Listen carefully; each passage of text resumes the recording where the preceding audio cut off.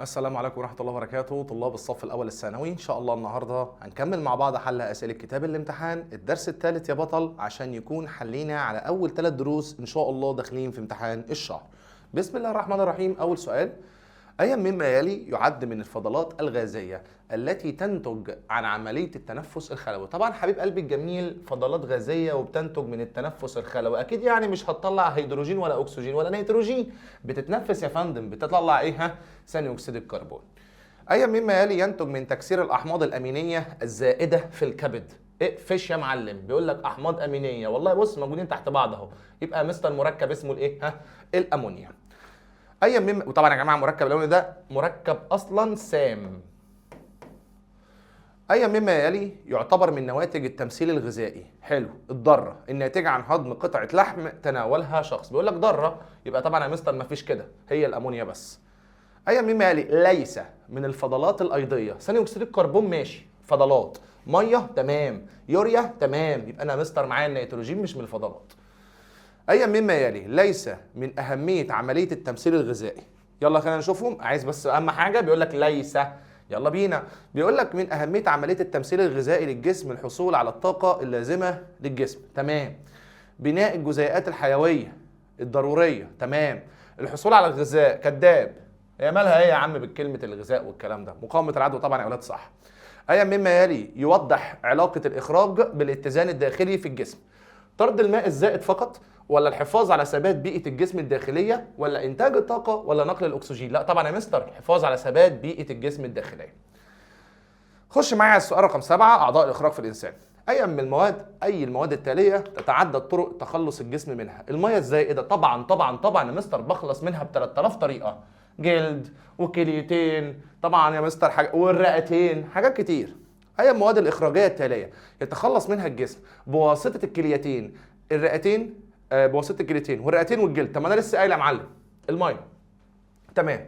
ما الوظيفة الأساسية للكليتين في الإنسان؟ أنا عايز يا مستر وظيفة للكليتين. التخلص من الأملاح فقط؟ لا. التخلص من ثاني أكسيد الكربون والسموم ملهاش علاقة.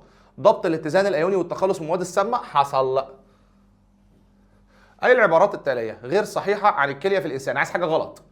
يبلغ حجمها حجم قبضة اليد تقريبا؟ طب ما دي تمام. مسؤولة عن إنتاج البول؟ تمام. تشبه في شكلها حبة الفاصوليا؟ ولا طبعا صح. تتصل مباشرة بالمثانة؟ لا يا عم، مفيش حاجة اسمها تتصل مباشرة بالمثانة، في حالبين يا حبيب قلبي، تمام. خش على السؤال اللي بعده، السؤال 11. مين من دول ليس من المكونات الأساسية للبول؟ الماء الزائد ماشي، أملاح زايدة ماشي، يوريا ماشي، يبقى طبعا يا مستر مفيش إيه؟ مفيش جلوكوز. جميع الأيونات التالية يحتاجها الجسم لتنظيم الضغط الإسموزي داخل وخارج الخلايا، ما عدا الصوديوم محتاجه، بوتاسيوم محتاجه، رصاص لا مفيش منه اصلا. الرصاص يا جماعه طبعا اللي هو رمزه بي، كلور، تمام. يبقى انا يا مستر اختار مين؟ الرصاص. جميع ما يلي يعاد امتصاصه مره اخرى من نفرونات الكليه الى الدم، ما عدا كل ده مستر بيرجع الجسم تاني يمتصه. الجلوكوز ماشي انا موافق. يوريا انت كداب يا معلم، انت هتعيد تاني ليه يا عم امتصاص اليوريا يا عم؟ ميه ماشي، بوتاسيوم ماشي. ما النتيجة المترتبة على عدم تناول شخص كميات كافية من المية؟ واحد مش قادر يشرب، يعني بالبلدي كده ما بيشربش يا جماعة مية كتير.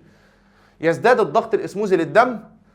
ما النتيجة المترتبة على، ولا تتوقف عملية الترشيح مفيش منه. يزداد عدد مرات التبول على عدم تناول شخص كميات كافية منه. ولا نقص تركيز الأيونات في الدم. لا طبعا يا جماعة يزداد الضغط الإسموزي للدم. هو ما ينفعش طبعا اختار يزداد عدد مرات التبول، انت اصلا بقول لك ما بتشربش مية كتير.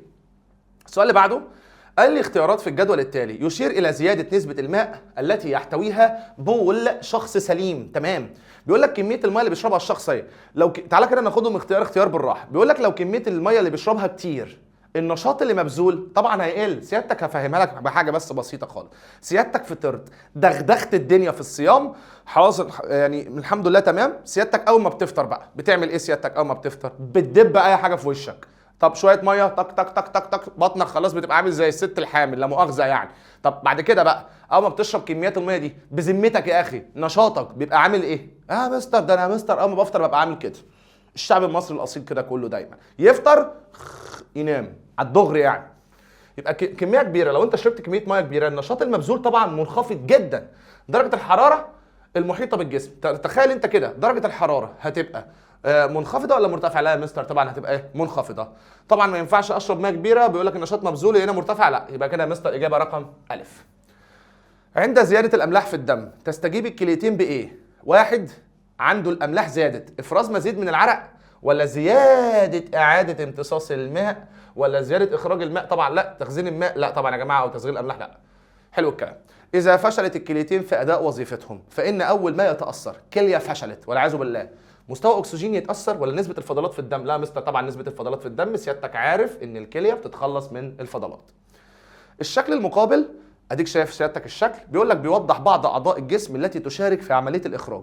ما الماده التي يتميز باخراجها العضو ايه عن العضو بي؟ طبعا يا جماعه الماده اللي هي ايه دي، بص ادي الماده يا عم اللي اسمها ايه طبعا، او اللي انا اسف العضو اللي اسمه ايه طبعا، ده الرئتين. طب بي ده مستر الكليتين. عايز ماده دي بتتميز عن دي في اللي هي بتخرجها. طبعا يا مستر ما ينفعش اختار ميه، انا هختار طبعا الاثنين يا جماعه بيطلعوا ميه. اختار مين؟ اختار ثاني اكسيد كربون. ليه؟ عشان دي رئتين. مفيش يا مستر كليتين بيطلعوا ثاني اكسيد كربون، يعني عمري ما شفتها يعني. في الشخص السليم كلما ارتفعت درجه حراره الجو فان معدل انتاج البول، كل ما درجه الحراره يا اولاد بتزيد معدل انتاج البول هيقل؟ لا طبعا. طب تعالى بس نشوف الاول. ماشي يقل، ماشي يزداد، ولا ماشي؟ بص يا باشا صلى على النبي. سيادتك درجة الحرارة عالية جدا جدا جدا فهتعرق كتير، البول هيقل. اعكس طبعا كل اللي انا بقوله ده في فصل الشتاء، يبقى هنا مستر يقل. السؤال اللي بعده، جميع ما يلي من مكونات العرق ما عدا امونيا ولا يوريا ولا ميه ولا املاح معدنيه؟ طبعا يا جماعه ما عدا، هو طبعا يا جماعه العرق لما بيطلع مفيش طبعا كلمه الامونيا. تمام يا اولاد؟ السؤال رقم 21 بيقول تزداد كميه المواد السامه في الجسم عندما يقل معدل التنفس اللاهوائي، ولا تتراكم الفضلات الايضيه، ولا يزداد معدل افراز العرق؟ لا طبعا يا جماعه من تراكم الفضلات الايضيه، فضلات على فضلات على فضلات. طبعا يا جماعه مواد سامه. مين من دول من وظائف طبقه بشره الجلد بتاعت الانسان؟ حبيب قلبي الجميل، احنا عندنا الجلد 3 طبقات. اول حاجه البشره اللي هي يا جماعه بتحمي، اهو البشره اللي هي يا جماعه بتحمينا من الميكروبات والفيروسات. طيب تاني حاجه اللي تحتيها حاجه حبيب قلبي الجميل اسمها الادمه. الادمه دي يا بابا اللي فيها بصيلات الشعر وفيها الغدد العرقيه. تحت الادمه دي بقى الطبقه الثالثه اللي هي مستر بتخزن الدهون عشان بتعمل عزل حراري للجسم. يبقى بيقول لك ايه مما يلي من وظائف طبقه بشره جلد الانسان؟ تلطيف درجه حراره الجسم، ولا استخلاص الفضلات النيتروجينيه، ولا انتاج العرق، ولا منع غزو البكتيريا؟ طبعا يا جماعه منع غزو البكتيريا. اي الاعضاء التاليه لا يستطيع اخراج الماء من الجسم؟ حاجه ما بتعرفش تخرج الميه، او ما بيعرفش يا جماعه يطلع الميه من الجسم. طبعا يا جماعه الكبد. احنا قلنا كليتين ماشي، رئتين ماشي، جلد ماشي. ما سبب قدرة الجلد في الحفاظ على درجة حرارة الجسم؟ ايه يا جماعة اللي بيخلي الجلد عنده قدرة كبيرة اللي هو حافظ على درجة حرارة الجسم؟ يا ترى قلة الشعيرات الدموية، ولا تراكم الفضلات على المسام، ولا قلة الفضلات في العرق، ولا خروج الماء في صورة سائلة ثم تبخره؟ طبعا يا حبيب قلبي بيقول لك سبب قدرة الجلد في الحفاظ على درجة الحرارة بيخرج المية، بعد كده مستر بتتبخر. جلس احد الاشخاص في غرفة درجة حرارتها 40 لمدة 30 دقيقة، طبعا درجة حرارة عالية جدا، وقعد نص ساعة اهو زي ما انت شايف. ما تتوقع او ايه اللي هيحصل لدرجة الحرارة بتاع الجسم ومعدل افراز العرق؟ طبعا يا جماعة درجة الحرارة بتاع الجسم بتزيد ومعدل افراز العرق هو كمان هيزيد، يبقى هنا ترتفع وبيزداد. اي الاختيارات التاليه في الجدول التالي يمثل استجابه الجسم عند الشعور بالبرد الشديد؟ حد عنده في برد يا جماعه حوالينا مثلا، افراز العرق. طبعا يا جماعه في البرد العرق بيقل لكن البول بيزيد. افتكر كده سيادتك في فصل الشتاء بتعمل حمام كتير بس ما بتعرقش، يبقى هنا مستر جيم. اي مما يلي يمكن ملاحظته عند فحص كميتين متساويتين من البول والعرق لنفس الشخص؟ تمام. تساوي نسبة الأملاح في كل منهما، ولا تساوي نسبة الماء، ولا نسبة الفضلات النيتروجينية أعلى في البول، ولا نسبة الفضلات النيتروجينية أعلى في العرق؟ لا طبعا يا جماعة البول أعلى، نسبة الفضلات اللي فيه أعلى. طيب في الشكل البياني المقابل بيقول لك بيبين كمية العرق اللي بيفرزها الجسم خلال 4 أيام. ماشي، أدي يا عم اليوم وأدي كمية العرق طبعا في اليوم اللي هو طبعا هنا لام. حلو الكلام.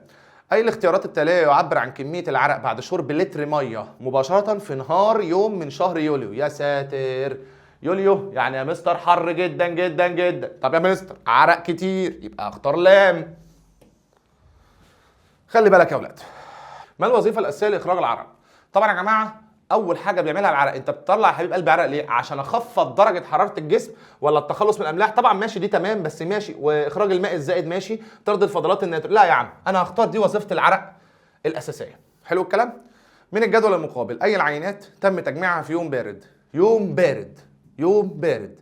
طالما يوم بارد يبقى العرق قليل والبول كتير. طب عايز اختار اجابه كده 8 من 10 و1.5؟ لا، انا عايز دي تبقى البول يبقى اكبر من العرق. يبقى طبعا يا جماعه 1.5 و8 ماشي، دي كده يا مستر الاجابه رقم ج. هي الاختيارات هنا ماشي. الجدول التالي يوضح كميه الماء والاملاح المفقوده من الجسم عن طريق الكليتين والجلد في يوم حار واخر بارد زي العسل. ادي يا عم اليوم الحار وادي يا عم اليوم البارد. طيب تعالى كده نشوف مين من دول بيمكن استنتاجه بعد دراستك للجدول. تعالى كده نشوف الاجابات واحده واحده. مقدار الماء المفقود من الكليتين في اليوم البارد اهو، الكليتين كميه الميه. طيب اقل منه في اليوم الحار، ادي 1.8 تمام، وادي يا عمي 4 من 10. لا طبعا دي مش اقل من دي، اهي دي اكبر اهي من دي، يبقى كده الف غلط. تفقد الكليتين الكثير من الاملاح في اليوم الحار، الكثير من الاملاح في اليوم الحار مقارنه بالاملاح المفقوده في اليوم البارد، كذاب، ما هو دي اقل من دي، يبقى كده دي كمان غلط. كميه الاملاح المفقوده من الجسم متساويه تقريبا في كلا اليومين. كميه الاملاح المفقوده من الجسم متساويه في كلا اليومين، بيقول لك تقريبا كمان. طب ما تصلوا على النبي، الكليتين هنا 20.2 ودي 1 من 10، يعني الاصول اللي هي المفروض كلها 20.3. طيب هنا في اليوم الحار هنا طبعا يا جماعه دي اهي جمعت دي زائد دي طلعت 20.3. طيب 14 و4 و5 و8 برضه يا مستر هجمعهم، 14 و5 19، 19 و8 و4 يا مستر تقريبا يعني كده يبقى برضه 21 وحته، 21 وواحد، الكلام ده يبقى طبعا يا مستر هي متساويه تقريبا. عارف لو مش كان كاتب كلمه تقريبا دي ما كنتش اخترتها اصلا. يبقى كده الاجابه رقم ج. اي الطبقات التاليه من مكوناتها الغدد العرقيه؟ ما انا لسه قايل لك بقى طبقه الادمه. اي مما يلي له دور في تنظيم درجه الحراره بتاعه الجسم؟ الغدد العرقيه فقط ولا بصيلات الشعر ولا الغدد؟ طبعا يا جماعه الغدد العرقيه ماشي، والاوعيه الدمويه برضو ماشي. اي طبقات الجلد التاليه تعمل كعازل حراري؟ لسه قايلها لك، الطبقه تحت الادمه، صح يا حبيب قلبي الجميل؟ يلا طبقه تحت الادمه. الشكل المقابل يوضح بعض اعضاء الاخراج في الانسان. اي مما يلي يمثل احد وظائف او احدى وظائف العضو صاد؟ العضو ايه صاد، كليتين يعني. في الشخص السليم، التخلص من بروتينات الجسم ولا ازاله الاملاح كليا ولا اعاده امتصاص الجلوكوز ولا تنظيم محتوى الجسم من الماء والاملاح؟ حصل تنظيم محتوى الجسم من الماء والاملاح. ما العضوين المسؤولين عن تكوين ماده اليوريا والتخلص منهم؟ طبعا يا جماعه العضوين المسؤولين عن تكوينهم، عشان بس ما تقوليش المثانه، المثانه يا حبيب قلبي بتخزن مش بتكون، طبعا س وصاد. تمام، س وصاد. بالاستعانه بالمخطط المقابل، هي دي المخططات ماشي. اين يمكن ان تحدث العمليه الحيويه الموضحه؟ طبعا يا جماعه دي احماض امينيه بتتحول لامونيا، والامونيا بتتحول تاني يا جماعه ليوريا. جلد، رئتين، كلى، كبد؟ لا طبعا يا مستر هختار الكبد، بياخد الاحماض الامينيه يحولها لامونيا، والامونيا يا حبيب قلبي بتتحول بعد كده ليوريا. اي مما يلي يوضح المسار الصحيح لتخلص الجسم من ماده اليوريا؟ طب ما احنا لسه قايلين هنبتدي طبعا بالكبد، كبد وكليه. طب تمام، قناه بوليه على طول؟ لا. طب كبد وقناه؟ لا. كبد وكليه ماشي. الكبد بيروح طبعا لمين؟ للكليه، والكليه بعد كده الحالب، بعد كده المثانه البوليه. طبعا ثانيه واحده بقى، يبقى انا كده هختار ج ليه؟ عشان الكبد بيتخلص يا مستر من ماده اليوريا عن طريق اللي هو طبعا بيودي طبعا البقايا للكليه، والكليه عن طريق الحالب، فالحالب ينزل على طول طبعا ينقلهم على المثانه البوليه، وبعد كده يا جماعه الجسم يتخلص منهم. اي اعضاء الاخراج التاليه يطلق عليه محطه معالجه للفضلات؟ وش كده الكبد. اي العبارات التاليه لا تنطبق على ماده اليوريا؟ حاجه ما بتنطبقش يا اولاد على ماده اليوريا. يكونها الكبد من التمثيل الغذائي للبروتينات، اشتريت. تطردها الكلى مع البول ولا تطرح خارج الجسم مع البول؟ ايه يا عم، ايه ده يا عم، تطرح خارج الجسم يا جماعه مع البراز؟ لا ما اشتريتش، غلط طبعا. طبعا انت تتراكم في الدم عند فشل الكليه حصل. عند فحص عينة بول لشخص سليم بعد تناول وجبة غذائية تحتوي على كميات كبيرة من اللحوم، لحوم يعني أكيد كالبروتينات، تمام، اتزغط بروتينات ماشي. بعد يا حبيب قلبي ما نسبة البروتينات بتزيد، مين من دول سيتواجد في العينة بنسبة أعلى؟ طبعا يا حبيب قلبي البروتينات بتتحول لإيه؟ ليوريا. اللي بعده، أي أعضاء جسم الإنسان يلعب دور هام في الحفاظ على اتزان نسب الأحماض الأمينية في الدم؟ طبعا يا جماعة طالما أحماض أمينية يبقى هي الكبد. يلا يا أولاد، 42 تنتج مادة البيليروبين. طيب البيليروبين بتنتج من ايه؟ طبعا يا مستر هي بتنتج من الهيموجلوبين. طب الهيموجلوبين مش موجود، طب ما هو موجود يا مستر في خلايا الدم الحمراء. اي مما يلي ليس من محتويات العصارة الصفراوية؟ حاجة مش موجودة يا جماعة، يعني مش من المحتويات يا جماعة بتاعتها. هيموجلوبين، بيليروبين، الكوليسترول، بعض الصبغات. طبعا حبيب قلبي الجميل ملهاش علاقة خالص بالهيموجلوبين. اي اعضاء الاخراج التاليه مسؤوله عن معالجه السموم؟ خلاص بقى ما احنا قلنا الكبد، مركز السموم يا اولاد. اي المواد التاليه من المتوقع وجودها بنسبه اعلى عن الطبيعي في عين الدم لمريض يعاني من امراض الفشل الكلوي، والعياذ بالله طبعا يا جماعه اليوريا تقعد تتراكم لغايه الاولاد لما يجي له فشل كلوي. يعتمد عمل الكليه الصناعيه على مبدا حيوي وفيزيائي ولا مبدا حيوي وكيميائي؟ لا طبعا يا جماعه مبدا حيوي وفيزيائي. اي المواد التاليه لا تمر خلال الغشاء شبه المنفذ للكليه الاصطناعيه؟ طبعا يا جماعه لما بيعديش هي طبعا البروتينات تبقى كارثه طبعا لو عدت من النفرونات. تعتبر عمليه التعرق تطبيق لمفهوم التوازن الداخلي فقط، توازن الحراري، ترشيح، توازن حراري وتبخر، حصل توازن حراري وتبخر. في اي مراحل دوره الكربون في الطبيعه يتم انتقال الكربون العضوي من كائن حي لكائن حي اخر؟ بيقول لك من كائن لكائن يبقى اكيد في حد كل حد، صح؟ يبقى عمليات تغذيه الايه؟ الحيوانات. أي مما يلي ليس من العمليات الحيوية التي تساهم في زيادة، طبعا يا جماعة بيقول لك حيوية يعني جاية من الكائنات الحية، اللي ما بتساهمش في زيادة نسبة ثاني أكسيد الكربون. تنفس تمام حيوي، تنفس حيوي. تحلل المواد العضوية ولا احتراق الوقود؟ لا يا عم أنا أختار احتراق الوقود عشان دي يا مستر ليست حيوية، ليست حيوية. أي الكائنات الحية التالية تساهم في انخفاض نسبة عنصر الكربون بالهواء الجوي؟ عايز حد بيقلل نسبة الكربون؟ طبعا يا جماعة المنتجة عشان بتمتص ثاني أكسيد الكربون. أي العمليات الحيوية التالية تعتبر مصدر مباشر للكربون المتواجد في الكربوهيدرات المخزنة في أنسجة النباتات؟ طبعا يا حبيب قلبي مصدر مباشر للكربون يبقى بناء إيه؟ ضوئي. تاخد ثاني أكسيد الكربون على طول. يعود الكربون للهواء على طول من عملية التنفس؟ غلط؟ غلط. إلى الهواء قصدي أهو من الكائنات الحيه. والميته، ميته يعني يا مستر بناء ضوئي ولا تحلل؟ لا يا مستر تحلل. سؤال سهل قوي ما فيهوش اي حاجه. الكائنات الحيه التاليه له دور في تثبيت النيتروجين في بتاع الهواء في التربه؟ طبعا يا جماعه بكتيريا اسمها البكتيريا العقديه. نباتات لا، بكتيريا عقديه. يصل عنصر النيتروجين للكائنات المنتجه بعد التنفس ولا تحلل المواد العضويه ولا البناء الضوئي ولا يا جماعه تثبيت النيتروجين؟ لا طبعا يا مستر بعد ما بتثبت النيتروجين.